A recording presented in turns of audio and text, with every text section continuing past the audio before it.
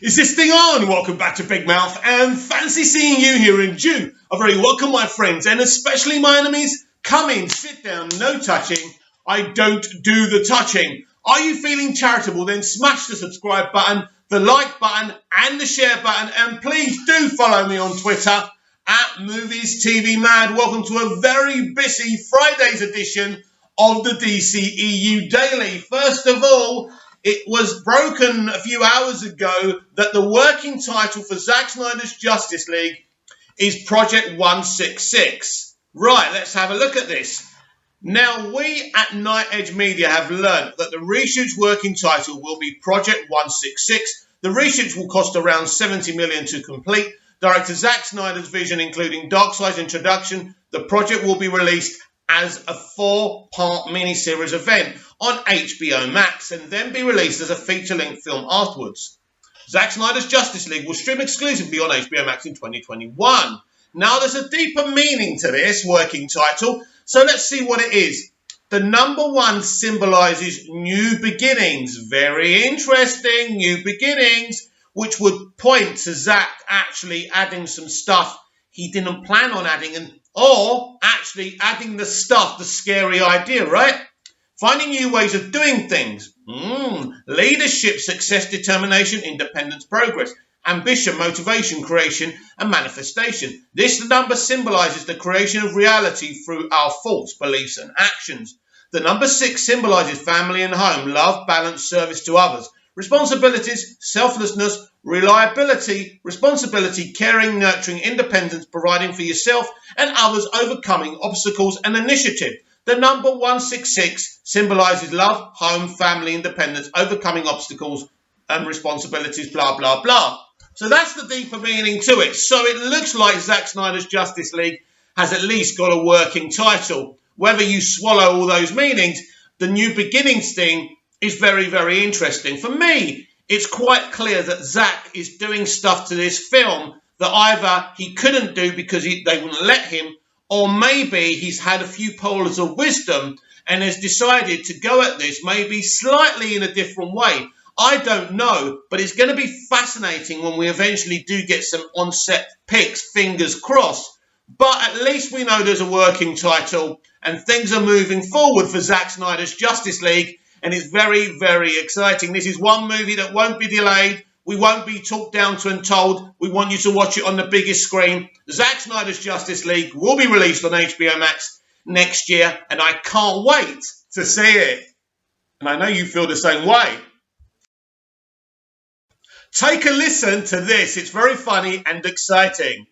Hey, I'm Ben Affleck. I'm Matt Damon. And we'd like to invite you to come to LA and have lunch with us. And basically, we'll fly you and a friend to LA, and you'll come. You gotta spice it up. You gotta make it appealing, right? Spice it up. Well, like right now, no one wants to come have dinner with this guy. Well, let's do another check. You stop, push it. Hey, everybody, it's Matt Damon. Dude, don't be weak. You just said human beings don't behave like. Tell me something they're interested in. People might be interested. Hey, when you come see Jason Bourne and Batman. Robert Pattinson's coming. No, Jeremy Renner will be there, though. Jeremy Renner did not play Jason Bourne. He expanded the Bourne universe. Pattinson took your job. They will fly you and a friend to LA, and you'll come hang out with us and raise money for 2 awesome organizations. For Eastern Congo Initiative and Water. Yes. So thank you very much, and we hope to see you soon. We hope to see you very soon. Wow, that was awesome. That was funny. Yes, this is about a charity event they're planning, Matt Damon and Ben Affleck. They want you to have lunch with them. Basically, it's omaze.com, Ben and Matt. So if you want to be interested, if you're interested in applying for this, and you would have to go to Ben Affleck's Twitter account, basically, and all the details are on there. They were joking about Robert Pattinson stealing his job as Batman. It's great that Ben can, joke about this. Of course, he can afford to joke about this now because the multiverse strategy is up and running. He will play Batfleck in the Flashpoint movie, and we're crossing our fingers for a special streaming event for his version of the Batman, exclusive on HBO Max as well. So we'll see what happens, but do enter that because it's a fun competition. It's for a good cause, and who wouldn't want to have a dinner with Ben Affleck and Matt Damon. I'm assuming we all know who Sean O'Connell is, basically. He basically runs Cinema Blend, and he's written and released the Snyder Cut book. Now, I did warn you all about Sean O'Connell that he wasn't genuinely kind of a Snyder fan at the beginning, and he got into this because he saw it as an opportunity to save his dying site, which is Cinema Blend, by the way, and it was a dying site. And you've got to give credit to Sean O'Connell, really, instead of putting him down. I mean, the other journalists and pundits were going on with the same rhetoric. It doesn't exist, blah-de-blah-de-blah. But this guy, after not supporting Zack for so long, decided he saw an opportunity for himself. Now, this is actually a tweet he posted on the 23rd of August 2013. Affleck, if this is true, will be the only actor who has played Superman and Batman. Also brilliant casting. Now replace Snyder and I'm in. Now, what's really funny about this, of course, listen, first of all, we've all posted shit. I mean, you could look down my tweets. I mean, I don't delete anything. I don't go down my timeline and try and find everything so I can delete it before people see it. We all say stuff that we don't believe now. That's what human beings do. And so I don't really want to kind of make a big thing of this. It just proves that he wasn't always a Snyder fan, and he's done this for himself, he's done this for his business, and he's done this to make money. As far as I'm concerned, that's okay, because he did fight for the Snyder Cut. He did help us get it released. He was a very prominent figure in journalism, and what he did absolutely helped. It wasn't the vital thing that got it released. We all came together, including Sean.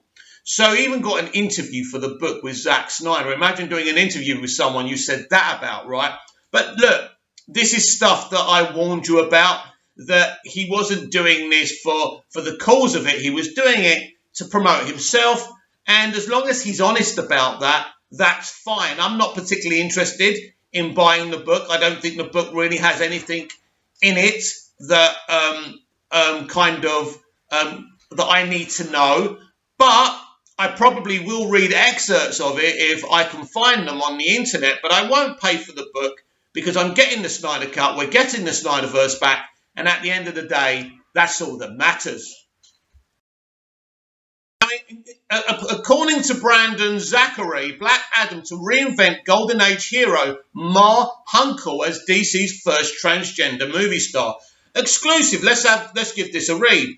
Ma Hunkel, an obscure character from the earliest days of the DC Universe, will be playing a supporting role in the upcoming DC Extended Universe film Black Adam. However, it looks like the character will be getting some serious changes for the 21st century.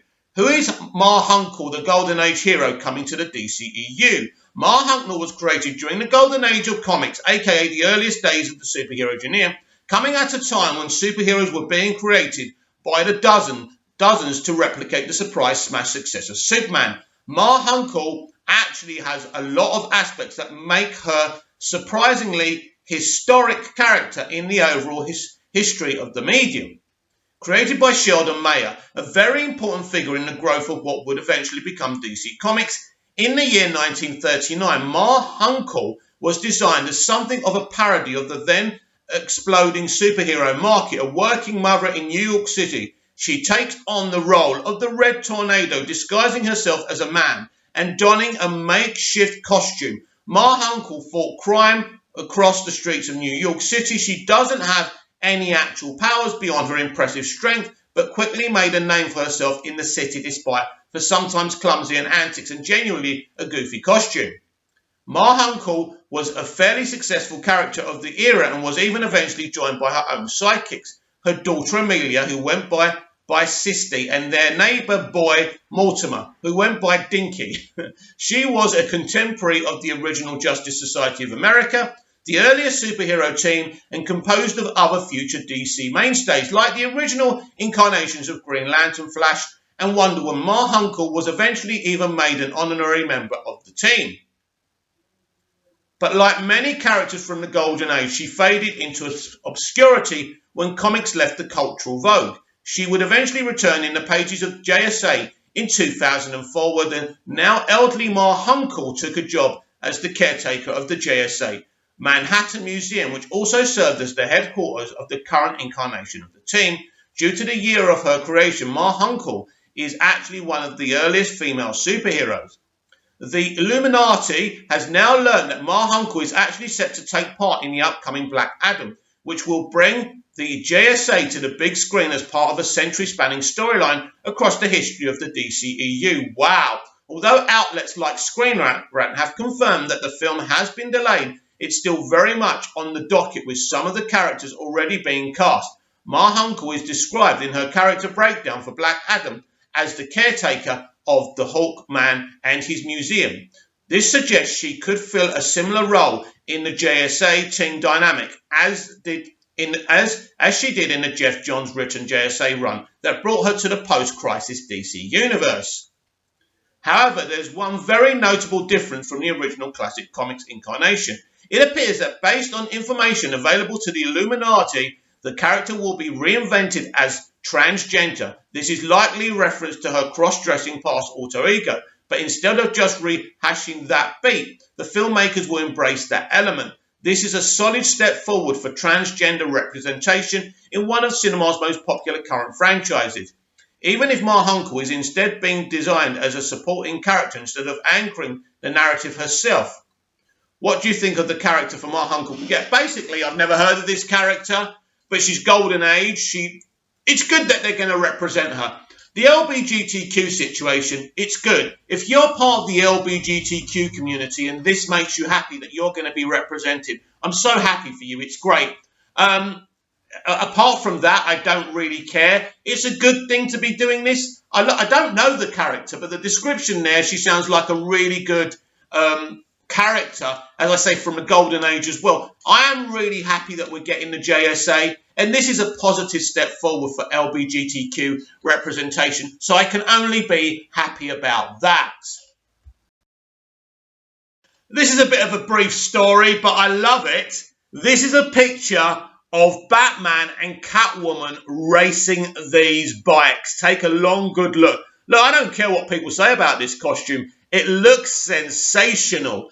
And we are really getting a proper Batman universe. You know, the proper Bat family thing and all of that. And to think of these two racing together, and it's a stunning picture, by the way, and they both look amazing. I'm really looking forward to seeing the dynamic between Batman and Catwoman. I'm assuming they're going to go down the whole romantic direction and that she's this thief rather than this big, darker villain that we've seen before, like in Tim Burton's Batman Returns. This is something we really haven't seen properly before in live action. I know in The Dark Knight Rises they hinted towards it, but I don't really like that version of Catwoman. I love Nolan. I like the Dark Knight trilogy. I love it, by the way, but this looks like the real deal. We're really going to the Bat family. We're really going to fun moments like this as well. So I'm really looking forward to that. And they look amazing in that screen grab.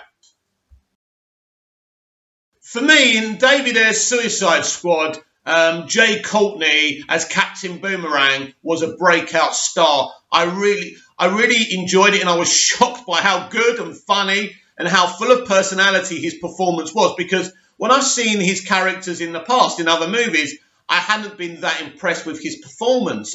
But in this film, he really showed me how good he really is. Now, he's been interviewed, and he's mentioned that this isn't James Gunn's The Suicide Squad isn't a direct sequel. I know, it's very frustrating. Let's see what he had to say.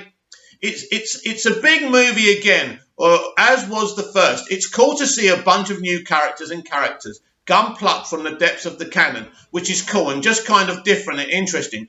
James likes creatures and monsters and things as well. I felt like there was an injection of that kind of stuff with this take on it. It's very funny. It's what you've come to expect from this kind of film. People are going to have a great time with it. It's sad to see some of my castmates not involved, but I'm so thrilled to welcome a whole bunch more in, and I think it frees up the direction this franchise can take. It cracked things open in a way that we now won't know what to expect from the next time. That's cool for something like Suicide Squad. It's not necessarily even a strict sequel, is the truth. It's different, man, but people are going to have a ball with it. I hope it's massively successful. So do I, because it's a DC movie and we want it to be successful, Jay. So you're saying it's not exactly a direct sequel. He's also very regretful that some of his castmates from the first movie are not involved. I think they're not involved because they had loyalty to David Ayer and they didn't want to be involved with the Suicide Squad movie when David Ayer should have directed the sequel. Even though I'm supportive of what James Gunn's doing, I'm excited. The sizzle reel they showed us at DC Fandom was amazing. So this film does look amazing and I can't wait to see it. And I never expected this to be a direct sequel. It is interesting to I'd love to ask James Gunn, how did you decide which characters to keep and which characters to let go? I mean, come on, Will Smith's Deadshot. He was one of the best characters in David Ayer's Suicide Squad. That wasn't even David Ayer's Suicide Squad. It was just like a movie that was rewritten, reshot, and edited by a freaking trailer company, you know. But I think Will Smith's loyalty to David Ayer, he already done another project with David Ayer over on Netflix, didn't he? So he's loyal to David Ayer, we know that. And I think that's why Will didn't come back for this sequel, which is really regrettable. I still have hopes and dreams. Maybe David Ayer and Will Smith can work together on an exclusive HBO Max straight-to-streaming Deadshot limited TV series or movie. That would be amazing. The excitement for the Superman and Lois TV show that's going to be on the CW and that's going to start filming very soon, the excitement for that is reaching fever pitch. You've got to understand, this is a Superman TV show. Everyone's excited. And I think everything we've heard thus far is exciting. I like the fact that they're going to set it in Smallville. That's interesting. That's different. We don't know how long that will last. It could just be season 1. And they've announced another piece of casting. Superman and Lois cast Sophia Hasmick as Smallville reporter. Hasmick will start as a reporter for the Smallville Gazette. The upcoming series will follow the power couple as they move to the town with their sons. This is by Michael Jacobs. We're going to read this. Basically, from what I can see, this is just a diversity hire that's pretty much Alison Max, Chloe Sullivan. That's how I see it. But it'd be interesting if they do have a history from school. Anyway, Sophia Hasmick has been cast in the CW's Superman and Lois as a reporter in the hero's hometown of Smallville. Hasmick was recently seen in 2019's Mad About You reboot as well. As the Netflix original film, All the Bright Places, her casting further expands the series' narrative, which will be primarily set in Clark Kent's hometown of Smallville, rather than the sprawling metropolis. It was announced at the recently held DC Fandom that the series, which will be part of the network's Arrowverse, sees Clark Kent, Tyler Hoechlin, and Lois Lane, Elizabeth Tuller, move to Smallville, along with their 2 teenage boys, Jonathan, Jordan, and Lass. And actually, Jordan posted a picture with the script as well, which was pretty awesome. And Jordan Alexander Garfin Kent, that's an interesting name, isn't it? Set in a post-crisis world, the family moves following an undisclosed tragic event. Clark familiarizes himself with his past life, and Lois settles into a whole new world. The series premiere comes on the heels of the cancellation of Supergirl, upsetting fans, viewers, and critics alike.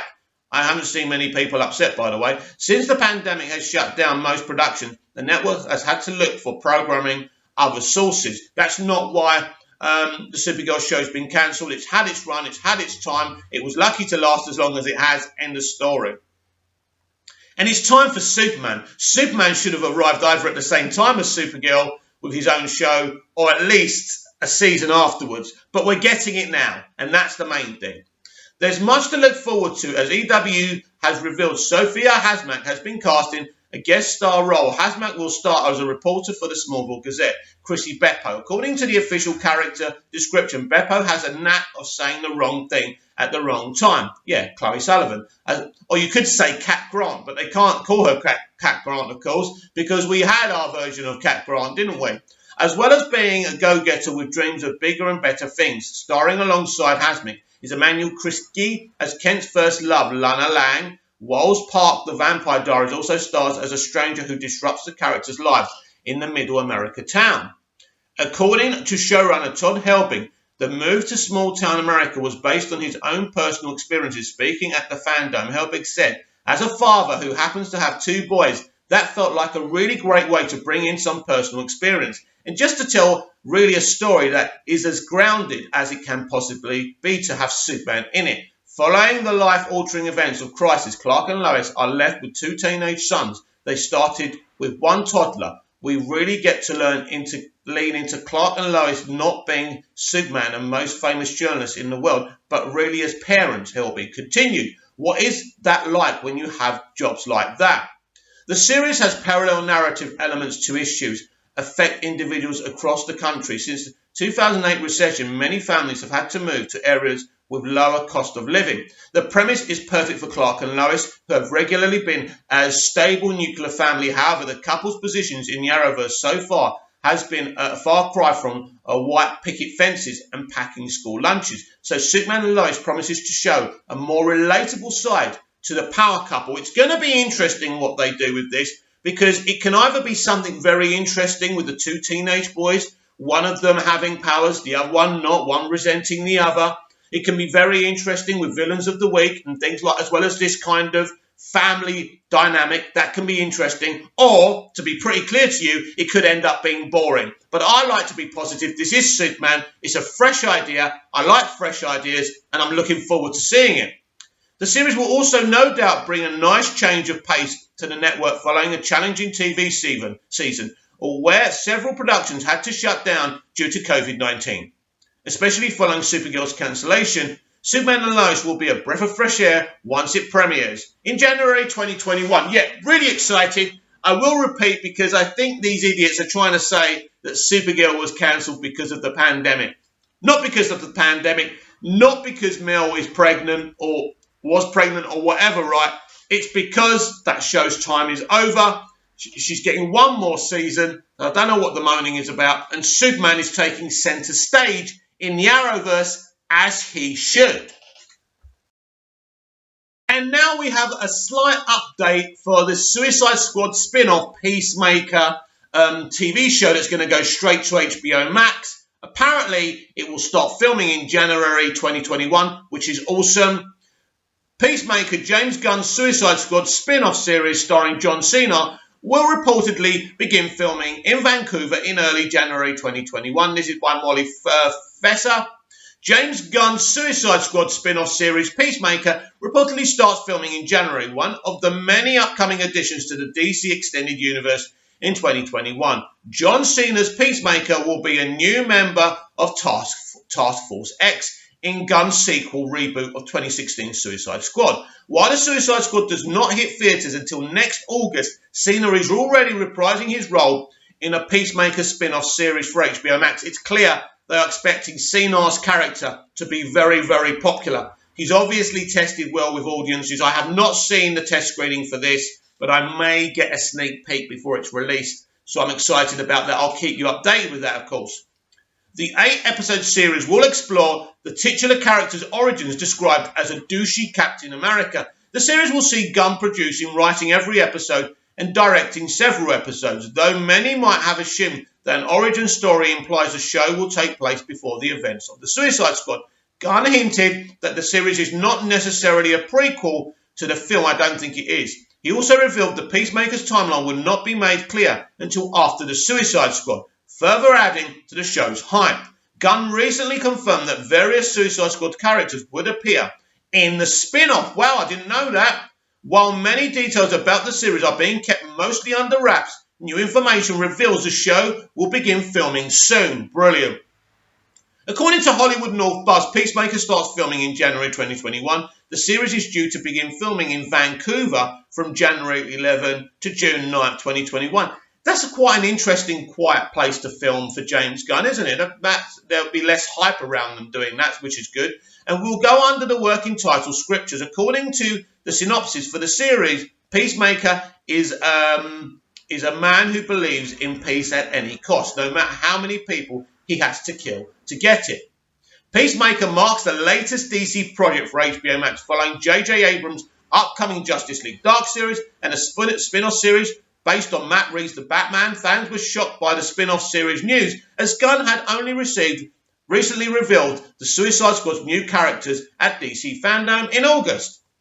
And this is just a list of the characters. Yeah, Really exciting. They want to get this done and dusted as soon as possible because James does have to go back to the MCU for a little bit to do his Marvel movie, of course, Guardians of the Galaxy Volume 3, which I'm sure we're all looking forward to seeing. I am.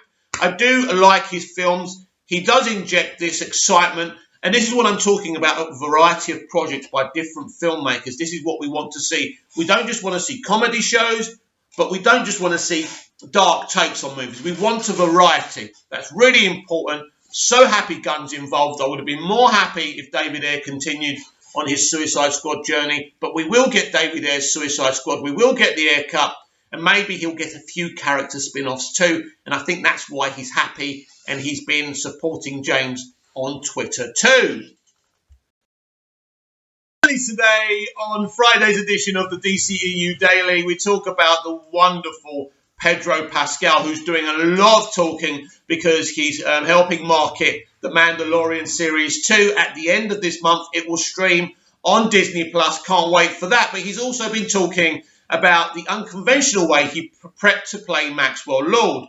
Wonder Woman 1984 star Pedro Pascal reveals unconventional way he prepped to play Maxwell Lord. When Wonder Woman 84 finally makes its way into theatres, it will introduce viewers to a completely unexpected side of the DC Comics world. Not only will the film continue to tell the story of Gal Gadot's Diana Prince, Wonder Woman, but it will introduce new characters into her orbit, including Pedro Pascal as Maxwell Lord. In the comics, Maxwell Lord is often seen as a formidable antagonist for Wonder Woman, and it sounds like Pascal went to interesting lengths to prepare to play the character. In a recent interview with Variety, Pascal revealed that he actually photocopied comics panels of Maxwell Lord when he then doodled and manipulated through his lens on the character. Wow, that's brilliant. That's brilliant. So he's got an eye on the source material, which I really like. According to the article, the visuals of Pascal's doodles are surprising, with one featuring Max sporting a power suit and a smarmy grin, has several burned out holes, including through the character's eye. Another page features Max surrounded by text bubbles into which Pascal has written over and over again in itty-bitty lettering. You are a fucking piece of shit. Brilliant. I felt like I had to wake myself up again in a big way, Pascal said, of the exercise. This was just a practical way of, like, instead of going home tired and putting Netflix on, I would actually deal with this physical thing, doodle and think about it and run it. This detail definitely adds a whole new level to Pascal's portrayal of Maxwell Lord, which was already managed to be one of the most buzzworthy elements of Wonder Woman 84's promotional material. Max Lord is a character very much of the time period the movie is in. He's the king of infomercials and he's selling a dream to the public, and he'll do anything to be successful. Brilliant.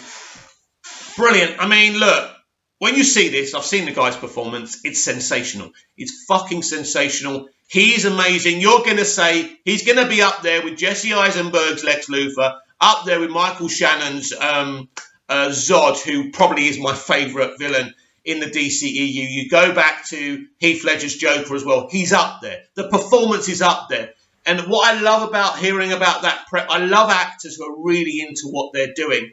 And it's great. And that's when you get the performances. That's why Ledger was so good, because they look at the source material and they don't copy it, but it's important. It inspires them. And it's really good that he did this, as he says, instead of going home and just watching Netflix. So a really professional, fantastic actor, fantastic guy.